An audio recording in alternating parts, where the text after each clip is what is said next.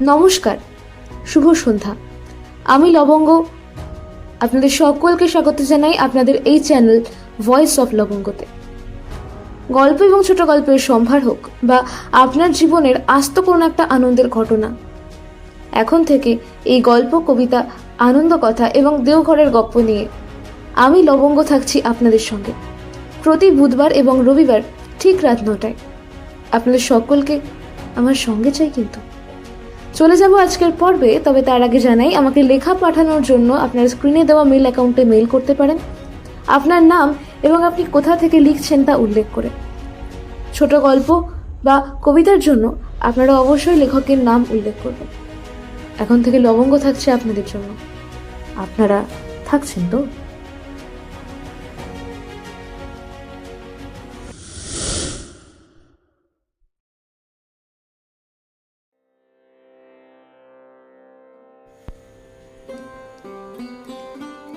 বিয়ের 7-8 মাস পরের ঘটনা। অফিস থেকে ফিরে এসে দেখছি ছোট পিসিমা এসেছেন। পিসিমা মানে পিসি শাশুড়ি। সে প্রথম পিসিমাকে সামনে থেকে দেখা। বিয়েতে আসতে পারেননি, তখন শরীর খারাপ ছিল। আমি বাড়ি ঢুকতেই আমার শাশুড়ি মা বললেন, বৌমা, উনি হলেন তোমার ছোট পিসিমা। আমি প্রণাম করতে উনি বললেন, অফিস থেকে ফিরলে বুঝি? হ্যাঁ পিসিমা। প্রতিদিন এই টাইমেই ফেরো? হ্যাঁ। আমি আরো কিছু বলতে যাব, আমার শাশুড়ি মা বললেন, সবে তো ফিরলে, একটু রেস্ট করো, পরে গল্প করবে ক্ষণ। আমি নিজের রুমে চলে যেতেই আমার শাশুড়ি মা পিসি শাশুড়ির সাথে গল্প করতে শুরু করলেন। ততক্ষণে আমার হাজবেন্ড ফিরে গেছে। ও আমার থেকে ঘন্টাখানেক আগেই ফিরে। আমি ফ্রেশ হয়ে একটু রেস্ট করি, তারপর আমার হাজবেন্ড 1 কাপ চা আমাকে নিয়ে এসে দেয়। প্রতিদিন এটাই ওর রুটিন। ও ফিরলে আমার শাশুড়ি মা তখন চা করে দেয় ওকে। আমি যেহেতু পরে ফিরি, তাই চাটা ওই আমাকে করে দেয়। চাটা করে যখন আমার জন্য নিয়ে আসছিল, পিসিমার চোখে পড়ে এই বিষয়টা। তখন কিছু বলেননি উনি। ঘটনাটা ঘটলো আর একটু পরে। রাতের রান্নাটা আমরাই করি, মানে আমি আর আমার হাজবেন্ড। তরকারি বলতে সেদিন ছিল পনিরের তরকারি আর ছোলার ডাল। সেটা তখন রান্না হয়ে গেছে, লুচি হবে। আমার হাজবেন্ড লুচি বেলে দিচ্ছে আর আমি ভাজছি একটা একটা করে। সেই মুহূর্তে পিসিমা রান্না করে। এই দৃশ্য দেখে চোখ বড় বড় করে বললেন, হ্যাঁ রে অর্ক, বিয়ে করে তো মেলি কাজ অনেক শিখে নিয়েছিস।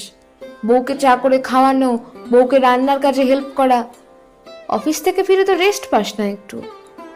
বউ বললে তো শুনতেই হবে, যতই হোক চাকরি করা বউ তো।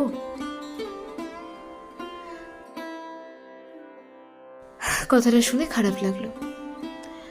আমার হাজবেন্ড কিছু উত্তর দেওয়ার আগেই দেখি আমার শাশুড়ি মা পিছনে এসে দাঁড়িয়ে পিসি শাশুড়িকে বললেন, আরে কি যে বলো সর্দি, বৌমা ওকে কাজ করতে বলবে কেন?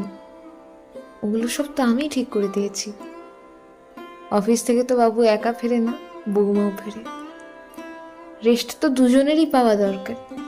সবাই যদি রেস্ট করে, খাওয়া দাওয়া বন্ধ থাকবে না। আর সকালের রান্নাটা আমিই করে দিই।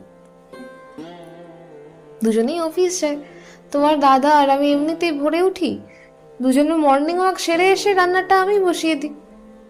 তোমার দাদা তখন হাতে হাতে হেল্প করে দেয়। কাজের আবার মেইলি বলে কিছু আছে নাকি? তুমি তো জানো আমি ছেলেকে সব কাজ শিখিয়েছি। তোমার দাদাও তখন কত কাজ করে দিত, এখনো তাই করে। কাজ তো কাজই। সংসারে সুখ শান্তি বজায় থাকে পরস্পরকে সহযোগিতা ও ভালোবাসার মাধ্যমে। দুজন যদি দুজনকে না দেখে, দুজনের ভালো মন্দ না বোঝে, তাহলে বুঝবে কে? তাই ওরা ওদের মতো কাজ করুক, আমরা এখানে দাঁড়িয়ে থেকে করবো কি? চলো বরং বাবুর বিয়ের ছবিগুলো তোমাকে দেখাই। কথাগুলো শুনে পিসিমার মুখটা কেমন ফ্যাকাশে হয়ে গিয়েছিল। রান্নাঘর থেকে বেরিয়ে যাওয়ার সময় পিসিমার একটা কথা কানে এলো, বৌদি এতটা লাই দিও না, আশকারা পেয়ে গেলে মাথায় চড়ে বসবে। নিজের ছেলের কথাটাও ভাবো। আমার শাশুড়ি তখন হাসতে হাসতেই বেশ জোরে জোরেই বললেন, ওরা এখনকার ছেলে মেয়ে, ভালো মন্দ বিচার করার ক্ষমতা ওদের আছে। আমি আমার মতো করে চালাতে গেলেও চলবে না। সময় বদলেছে, তাই ওদের জীবনযাত্রার সঙ্গে আমাদেরই অ্যাডজাস্ট করতে হবে। আর তা না পারলেই সমস্যা বাঁধবে। নিজেদের আধুনিক হতে হবে আরো। পুরনো রীতিনীতির সঙ্গে ওদেরকে মেলালে আর চলবে না, বুঝলে ছোটি? বৌমা কখনোই নিজের মেয়ে হয় না, আর শাশুড়িও নিজের মা হয় না। নিজেদের মধ্যে বোঝাপড়া থাকলে একটা বন্ধুত্ব হয়ে যায়। আমার ছেলেটার ভালো থাকার কথা চিন্তা করতে গেলে বৌমাকেও ভালোবাসতে হবে বেশি। আমি তো বাবুর বিয়ের পরেই বাবুকে বলেই দিয়েছি, যে কাজটা নিজে করে নিতে পারবে সে কাজটা নিজেই করে নিও। বউ এসেছে মানে বউয়ের ওপর হুকুম করে পায়ের ওপর পা তুলে বসে খাবে, সেটা চলবে না। বুঝতে হবে তোমার বউ কিন্তু তার সব কিছু ছেড়ে তোমার কাছে এসেছে, তুমি কিন্তু যাওনি। তাই সহযোগিতা তোমাকেই করতে হবে, তোমাকেই অ্যাডজাস্ট করতে হবে বেশি। আজ 5 বছর হলো এই বোঝাপড়ার মধ্যে দিয়েই সব কিছু চলছে ভালোভাবে। না আছে ঝামেলা, না আছে অশান্তি। ব্যালেন্সটা শিখতে হয়। তার জন্য লাগে উন্নত মন আর উন্নত মনের মানুষ। সে উন্নত মানসিকতার সংস্পর্শে থাকলে সংসার সুখের হবেই।